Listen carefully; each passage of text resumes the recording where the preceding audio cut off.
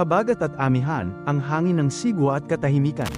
Noong unang panahon, ang hangin ay isa lamang siyang nilalang, malaya, malambing, at mahilig sumayaw sa ibabaw ng mga alon.